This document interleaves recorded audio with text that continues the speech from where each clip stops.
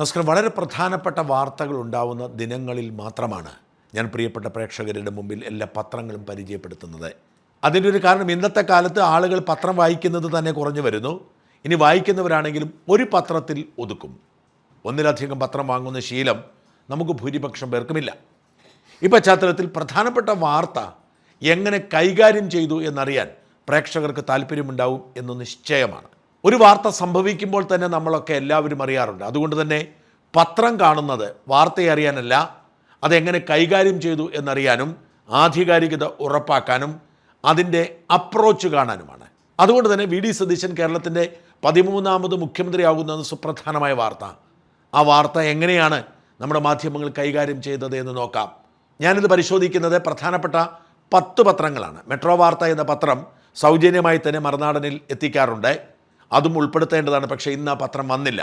അതുകൊണ്ട് അത് ഉൾപ്പെടുത്താൻ കഴിയാത്തതിൽ ഖേദിക്കുന്നു. ആദ്യം നമുക്ക് മനോരമയിലേക്ക് പോകാം. മലയാളത്തിലെ ഏറ്റവും പ്രധാനപ്പെട്ട പത്രമാണ് മനോരമ. വി.ഡി. സതീശൻ അതിമനോഹരമായൊരു പ്രൊഫൈൽ ചിത്രം കൊടുത്തിട്ട് അതിലേക്ക് ജനക്കൂട്ടത്തെ സന്നവിപ്പിച്ചിരിക്കുന്നു. ഒരു ചിത്രമല്ല, അതൊരു മ്യൂറൽ പെയിൻറ്റിങ്. വാസ്തവത്തിലെ പെയിൻറ്റിങ് സൃഷ്ടിച്ചിരിക്കുന്നത് തന്നെ ആൾക്കൂട്ടത്തിൻ്റെ പശ്ചാത്തലത്തിലാണ്. വി.ഡി. മിന്നൽ എന്നാണ് തലക്കെട്ട്. വാസ്തവത്തിൽ പത്രങ്ങളുടെ മിടുക്ക് അത് തന്നെയാണ്. വി.ഡി. സതീശൻ മുഖ്യമന്ത്രിയായി എന്ന് ആരോടും പറഞ്ഞു കൊടുക്കേണ്ട കാര്യമില്ല, എല്ലാവർക്കും അറിയാം. അതുകൊണ്ട് അത് എങ്ങനെ അപ്രോച്ച് ചെയ്യുന്നു എന്നതാണ് പ്രധാനം. 1-ാം പേജിൽ വി.ഡി. മിന്നൽ എന്ന് പറയുന്നു. പിന്നെ വിശദാംശങ്ങൾ പറയുന്നു. രണ്ടാമത്തെ 1-ാം പേജിലേക്ക് പോകുമ്പോൾ ജന കമാൻഡ് എന്നാണ് കൊടുത്തിരിക്കുന്നത്. ഒടുവിൽ കോൺഗ്രസ് ചെവിക്കൊണ്ടു ജന കമാൻഡ്. ജനങ്ങളുടെ കമാൻഡ് കോൺഗ്രസ് പാർട്ടി ചെവിക്കൊണ്ടു എന്നുൾപ്പെടുത്തുന്ന തരത്തിലാണ്. പിന്നീട് ആർപ്പ് വിളി ഇളകി പറഞ്ഞ് ഇന്ദിരാഭവൻ വി.ഡി. യൂണിവേഴ്സ് എന്ന് പറഞ്ഞ് വി.ഡിയെക്കുറിച്ചുള്ള ഓരോരോ വിശദാംശങ്ങളും കുറിക്കു കൊള്ളുന്ന ഡയലോഗ്, വിദ്യാർത്ഥി രാഷ്ട്രീയത്തിലെ തെരഞ്ഞെടുപ്പ് തന്ത്രജ്ഞൻ, പ്രസംഗവേദിയിലെ തീപ്പൊരി, അവസരം നഷ്ടമായപ്പോഴും പതറാതെ വി.ഡി., സതീശൻ്റെ സാരഥികൾ, ഗോഡ്ഫാദർ ഇല്ലാത്ത നേതാവ്, ഇതൊന്നും ഒരു ബ്ലിങ്കിൽ സംഭവിച്ചതല്ല, പറവൂരിലെ 2ാം മുഖ്യമന്ത്രി. അങ്ങനെ വിശദമായി തന്നെ വാർത്ത കൊടുത്തിരിക്കുന്നു. മറ്റു വാർത്തകളൊക്കെ കുറവാണ്. അകത്തെ പേജിലേക്ക് മന്ത്രിസഭാ രൂപീകരണ ചർച്ച സജീവം, ഉറച്ച പിന്തുണ മെറിറ്റിനെ, സതീശിനെ, ചർച്ചകൾ മുൾമുനയിൽ ഉലയാതെ സതീശൻ, പൾസറിയന് ഹൈക്കമാൻഡിന് സ്വന്തം വഴി, ആരവങ്ങളിലെ ആലപ്പുഴ DCC ഓഫീസ്, നീക്കങ്ങൾ പിഴച്ച് കെ. സുധാകരൻ. നടുക്കത്തെ പേജ് ജനഭാവനയിലെ ഒറ്റ നക്ഷത്രം എന്ന് പറഞ്ഞ് വിശദമായി കൊടുത്തിരിക്കുന്നു. സതീശൻ പറയുന്നു, സതീശന് ഇൻ്റർവ്യൂ ഉണ്ട്, സതീശന് വരുമ്പോൾ വഴിമാറും ശീലങ്ങളെന്നുണ്ട്, നിലപാടുകൾ ദൃഢതയും കണക്കൂട്ടിലെ കൃത്യതയും, എൻ്റെ അനുഭവം ഉണ്ടാവരുത്, മുഖ്യമന്ത്രി സർക്കാരിനും എല്ലാ പിന്തുണയും KC. അങ്ങനെ അവസാനം വരെ പ്രതീക്ഷ വിടാതെ ചെന്നിത്തല. അടുത്ത പേജിലുമുണ്ട് വി.ഡി. സതീശനും വിജയ തുടർച്ചയും യാഥാർത്ഥ്യബോധത്തോടെ ആവട്ടെ മന്ത്രിസഭാ രൂപീകരണം എന്ന് പറഞ്ഞ എഡിറ്റോറിയലുണ്ട്. നിലപാടിൻ്റെ സതീശൻ എന്ന് പറയുന്ന വിശദമായ ഒരു ലേഖനമുണ്ട്. കരയുന്ന കരുത്തുള്ള അച്ഛൻ എന്ന് പറഞ്ഞ് കുടുംബത്തെക്കുറിച്ചുണ്ട്. മറ്റ് സന്ദർശനങ്ങളെക്കുറിച്ചുണ്ട്.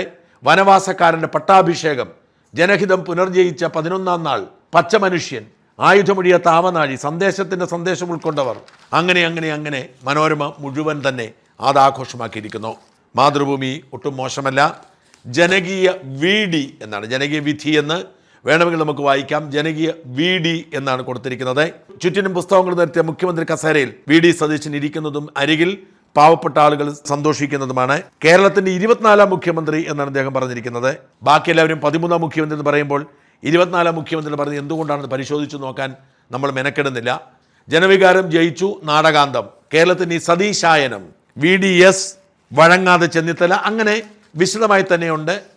ഞാൻ ഫുൾ വിശദാംശം നടുക്കത്തെ പേജിലെ ഒറ്റയ്ക്ക് വന്ന നായകൻ, ലാസ്റ്റ് ബസ്സും പോയി ഏത് വഴി ചെന്നിത്തല, ഹരിതപക്ഷയാത്ര, മന്ത്രിയല്ലാതെ മുഖ്യനാകുന്ന 4ാമൻ, സ്വയം തണലാവാൻ വിധിക്കപ്പെട്ടയാൾ, അങ്ങാണ് മുഖ്യമന്ത്രി, ഭാര്യയോട് പോലും പറയരുത്.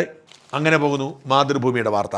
മാധ്യമം വി.ഡി. സതീശൻ കേരളത്തിൻ്റെ 13ാം മുഖ്യമന്ത്രി എന്ന് ചെറുതായി കൊടുത്തിട്ട് ജന വി.ഡി. എന്ന് എഴുതിയിരിക്കുന്നു. നേരത്തെ ജനകീയ വി.ഡി. ആയിരുന്നു മാതൃഭൂമിയെങ്കിൽ ജന വി.ഡി. എന്നാണ് മാധ്യമം എഴുതിയിരിക്കുന്നത്. കാത്തിരിപ്പിനൊടുവിൽ എന്ന് പറഞ്ഞ് ആൾക്കൂട്ടത്തിന് മുകളിലാണ് വി.ഡി.യുടെ ഛായാചിത്രം. 2-ാം പേരിൽ VDS അല്ലാതെ മറ്റാരെ എന്ന് പറഞ്ഞ് മറ്റൊരു വാർത്ത കൂടിയുണ്ട്. ജനം പറഞ്ഞു നേതൃത്വം കേട്ടു എന്ന മാധ്യമത്തിൻ്റെ ലൈനുണ്ട്. തലയെണ്ണലിന് കനം തൂങ്ങിയില്ല, ജനവികാരത്തിന് വിരിഞ്ഞ വി.ഡി. വിസ്മയം, സതീശനെ പിന്തുണച്ചത് മുസ്ലിം ലീഗിൽ പരിഗണിച്ചത് ജനഹിതം. ഇനി മുസ്ലിം ലീഗിനെ പ്രൊമോട്ട് ചെയ്യണമല്ലോ. ഭരണസാരഥിയെ കാത്ത് പട നയിച്ചവന് ഒടുവിൽ പട്ടാഭിഷേകം, വായനയാണ് ജീവിതം, മുഖ്യമന്ത്രിയെ ജനങ്ങൾ തീരുമാനിച്ചു, കോടതി മുറിയിൽ മുഴങ്ങിയ ആത്മവിശ്വാസത്തിൻ്റെ ശബ്ദം, ജനഹിതത്തിലേറി ടീം VDF, പോരാടി ജയിച്ചു വരും. അങ്ങനെ ധാരാളം വാർത്തകളോടെ മാധ്യമം. കേരള കൗമുദിയുടെ പത്രം മുഖ്യമന്ത്രിയെ സത്യപ്രതിജ്ഞ തിങ്കളാഴ്ച 1-ാമൻ എന്ന് മാത്രമാണ് കൊടുത്തിരിക്കുന്നത്. വി ഡി സതീശൻ്റെ പേര് പ്രഖ്യാപിച്ചത് ഡൽഹി ഒന്നിലേക്ക് എത്തിയ വഴികൾ. ഇത് ദൈവനിയോഗം. വി ഡി സതീശൻ. ആഘോഷത്തിമിർപ്പിൽ ഇന്ദിരാഭവൻ. പറഞ്ഞതെല്ലാം നടപ്പാക്കും. ലക്ഷ്യം കേരള വികസനം. സതീശൻ ഐക്യകണ്ഠന് അംഗീകാരം. സതീശ വിസ്മയം. ശുഭം ഇനി കരുതൽ. അടുത്ത സ്ക്രീനിൽ മന്ത്രിക്കടമ്പ. ഡൽഹിയിൽ സർവത്ര പിരിമുറുക്കം. കണ്ണേ കരളെ DSA.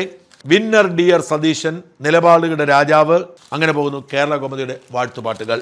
ദീപക് ദിനപത്രം. നായകൻ പട നയിച്ചവന് പട്ടാഭിഷേകം. പട നയിച്ചവന് പട്ടാഭിഷേകം എന്ന് പറയുന്നത് സതീശന് വേണ്ടിയുള്ള ഒരു സോഷ്യൽ മീഡിയ ക്യാമ്പയിനായിരുന്നു. അത് ഏറ്റെടുത്തിരിക്കുന്നു. നായകൻ എന്ന തലക്കെട്ട് മാത്രം. ജനമനസ്സിന് ഹൈക്കമാൻഡ് എന്നാണ് രണ്ടാം പേജിലെ പ്രധാന വാർത്ത.